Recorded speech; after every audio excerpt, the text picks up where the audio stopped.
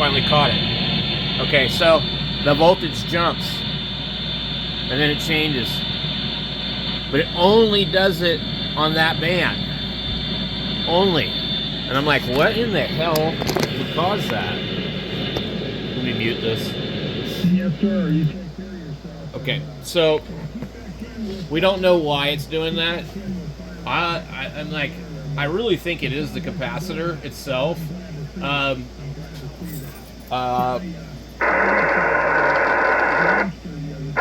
See, if you're it doesn't really seem to ever like come back with anything else.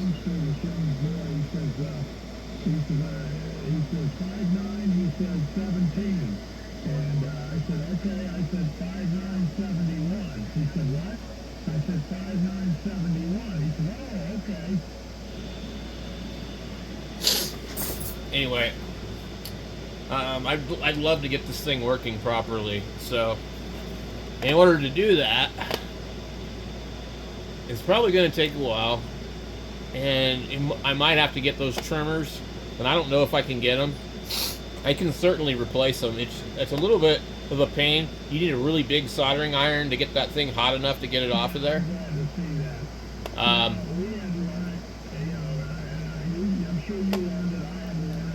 Now, I may have the manual up still.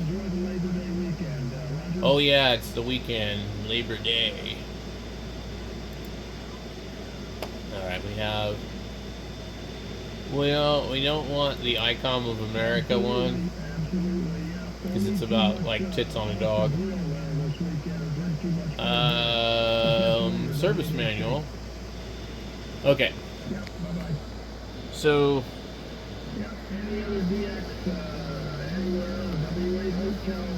let's see what we got.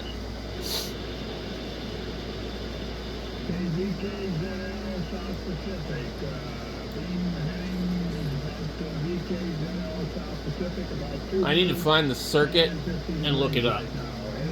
So we're scrolling through the circuits. They kind of divide them in half in this manual. I don't know if that's normal. There is the PLL unit. So that's definitely one of interest. I don't know if the VCO is going to be in that one. Okay, so scroll back down. The main unit. It's not really big enough to view. We're at 140%. So this is why this is such a pain. And I do have the manual, and I think I might have the schematic, so it may be easier for me to pull those out. A lot of times the scans, they're not good enough to read like the values. You know, you zoom in and you lose all clarity. We're at 200%. I can read most of it. But yeah, I mean, some of this can be really hard to read.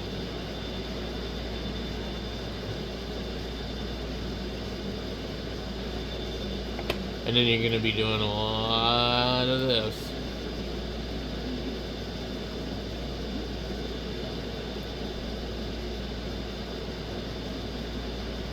They usually tell you, see, like it says RTTY. It'd be nice if you could, like, click on this thing and drag it around.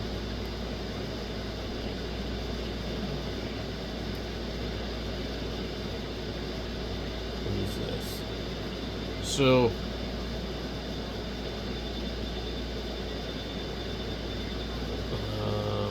a lot of this is not labeled. It says USB.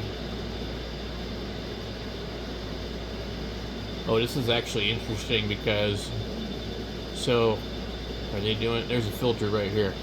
Okay, so, if you see the one that says USB, all of these different modes will be going through these filters. And this might be good information for my other radio that loses lower sideband. I'm looking for circuits that look similar when you look at them. And see, you can see the signals coming out of this. This is an amplifier, and it goes through, probably goes through these filters, and then comes back around, and then goes into some other, like, op-amp circuit. So this is definitely a circuit I need to study for other things, but I'm not going to do it right now. Alright, well, we're back into this menu here where we're looking at the PLL, and I was looking at some other stuff. This L13, I don't seem to be able to measure it. I don't know if, I almost think it might be the issue. But we have a couple of other ones too.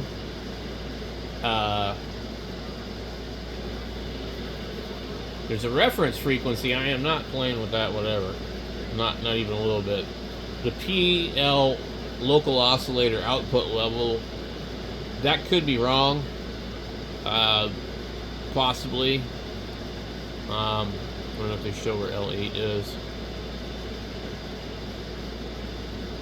We have radio just unlocked. So it locks, unlocks, locks, and unlocks. It's just kind of random. Honestly, think it's something temperature sensitive to a degree. My voltage changes too. So we were at 7, we're at 6.28. But the voltage is always the same as where I've set it before.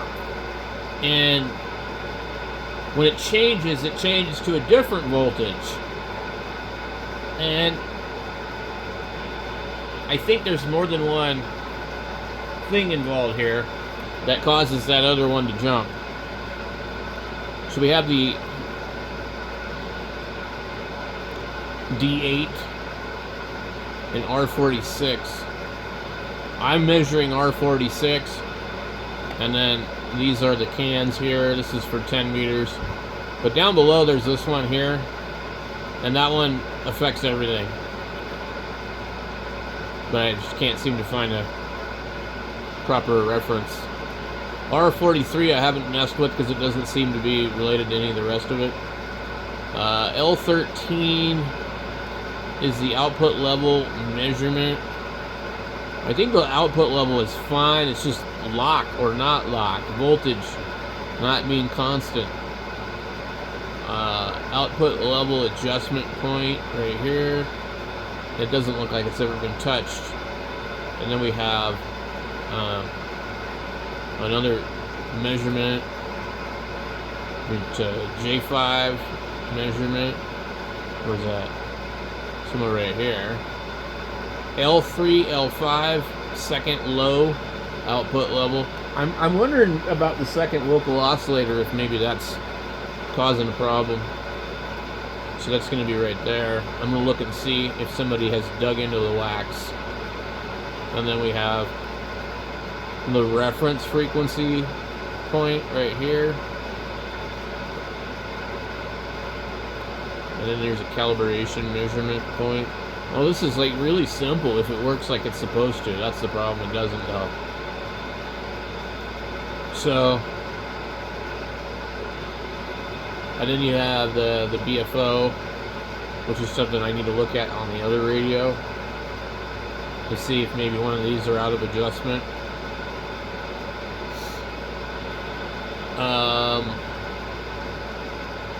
You need a really good frequency counter for this kind of stuff.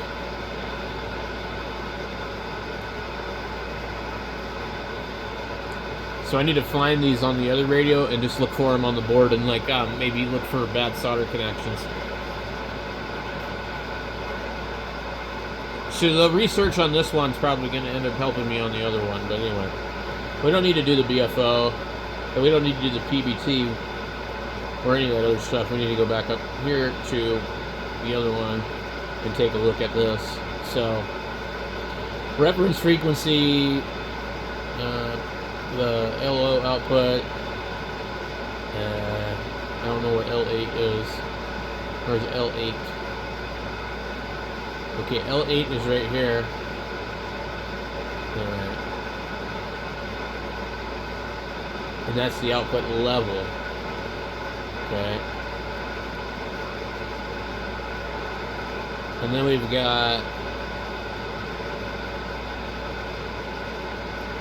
they want it to be a certain voltage. I don't know if it's wrong. I don't really have an RF watt meter or voltmeter, so I don't know what the difference between using that and a regular voltmeter would be, but I imagine they're not the same. So I don't have a way to check that.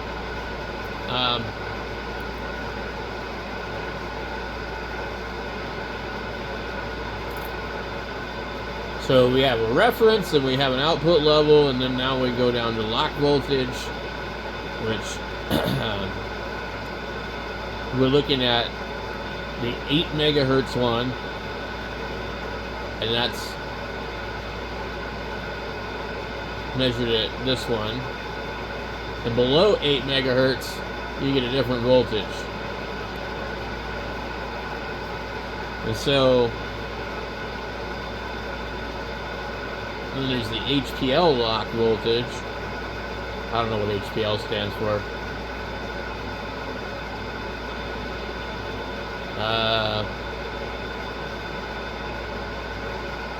They want an oscilloscope on R46 and measure 6.5 volts. 202 and R46 are in different locations. Let's see. R46 is right here, and I'm actually measuring that one with a regular meter. 202 is going to be down here by this guy.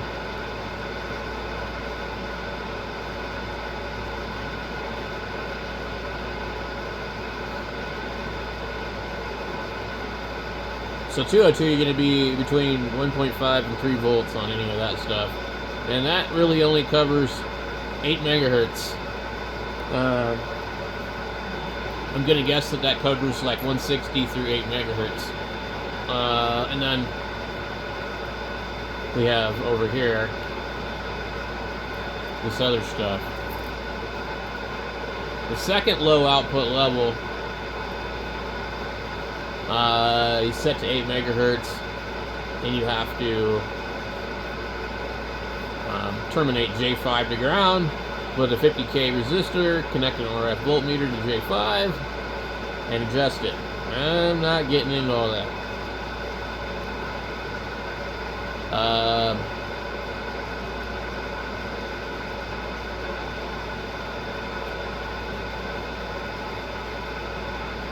Let's see here. L201 is the voltage lock for 8 megahertz in LSB general mode, but they want an oscilloscope on R202. Let's see where L201 is. Okay. I'm going to check that one again. So we're going to go R202, and it's going to be this one right here.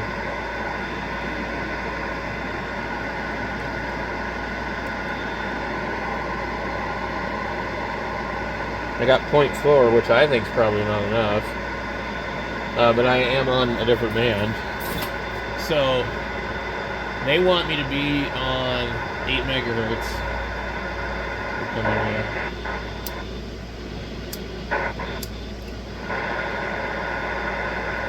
I'm on 899.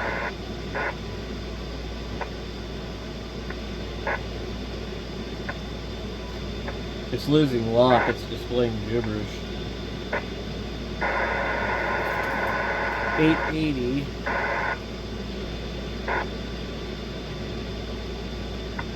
Yeah, I'm having trouble with this. Okay, we're on 8. So it needs to be adjusted because there's no lock there at 8. Alright.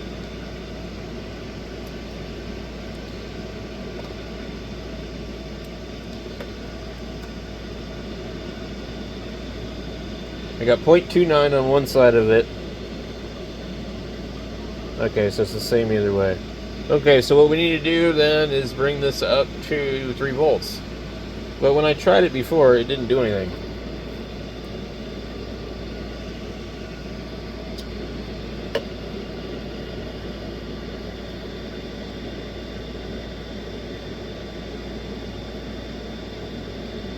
Yeah. It doesn't change on the voltmeter. But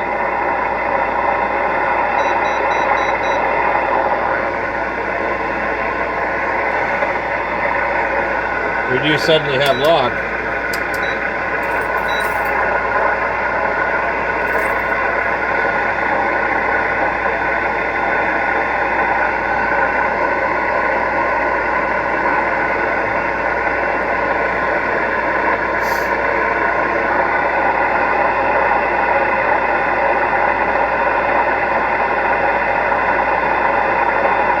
Oh, it is changing. I just lost it. Seems to be unstable. I was reading 1 volt. And all of a sudden, nothing.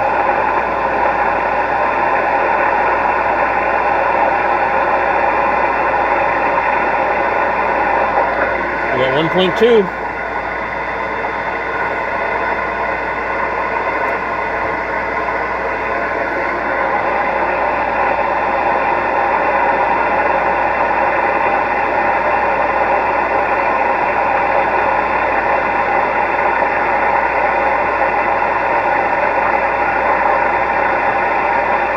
Oh wow. I get 3.168.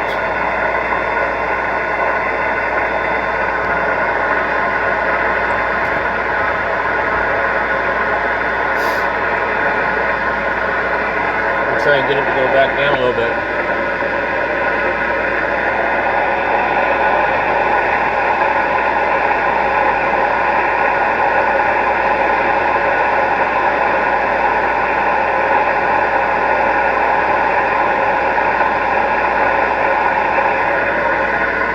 Okay, you get 3.08. I'm going to call it good.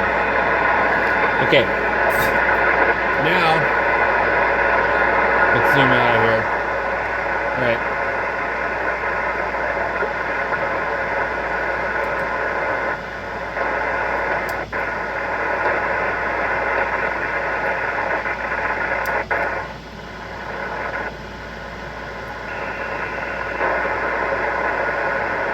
$21, $22,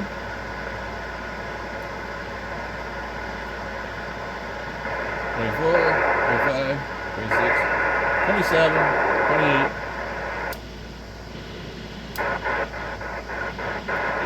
$29.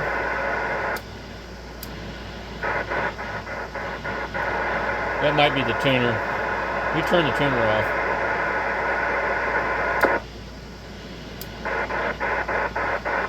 Nope, that's the radio.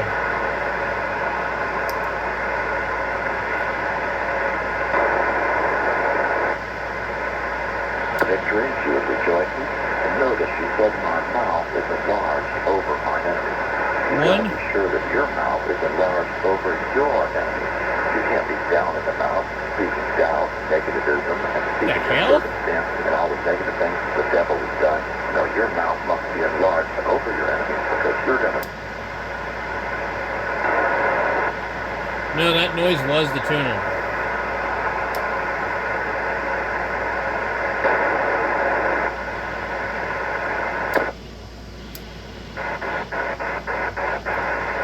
Yep.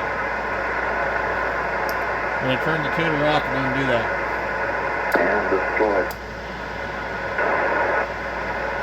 Alright. I never could get a reading on this thing before. Never. So, the fact that it's reading 3.2 on the 10 meter band, let's go to 8 megahertz. A little high, 3.2. But if it continues to work, I don't really want to change it.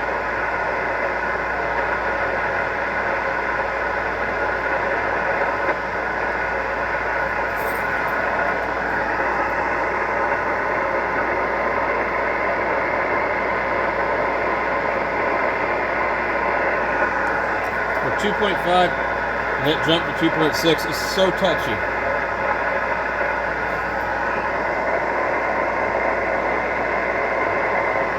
And I think the issue with this thing is that the ferrite is a little bit stripped inside the core.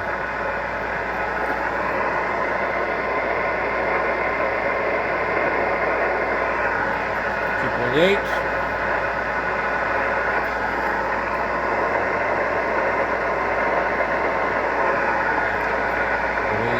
.1. 2.95. Just keep an eye on it. We'll see if it changes. This might be the problem, because if this other one is losing lock, there's two of them that could be causing the voltage jump, because they're mixing the two, I think, to come up with the one. And I just barely touched it, and it went back down to 2.1. Don't ask me why.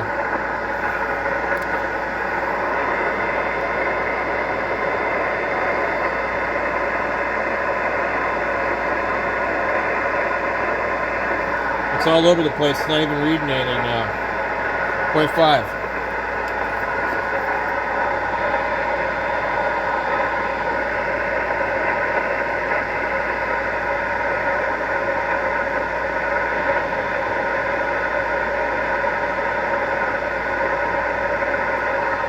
The weight of my screwdriver pushed it down.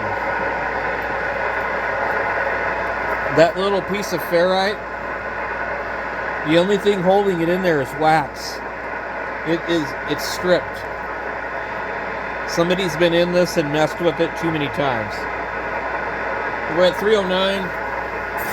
Like, that's probably as good as we can hope to get. 26, 28, 29. Goodbye, truth for life. 40 megahertz, 6, 7, 8, 9, 10, 11.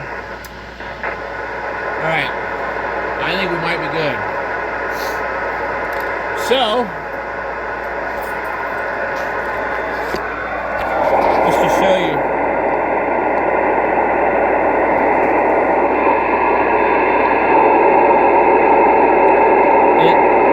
it's missing something, which I think is probably a little piece of rubber that goes down in there, and it locks it in the threads. Okay? And because of that, it's not staying. You can see the wax.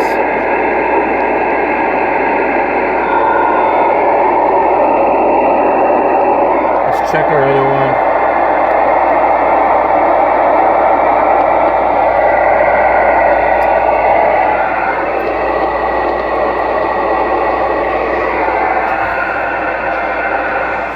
We need to make sure our voltage, it's a little low. So we're at 6.8 at the high end. Like, I just want to come in and just nudge that.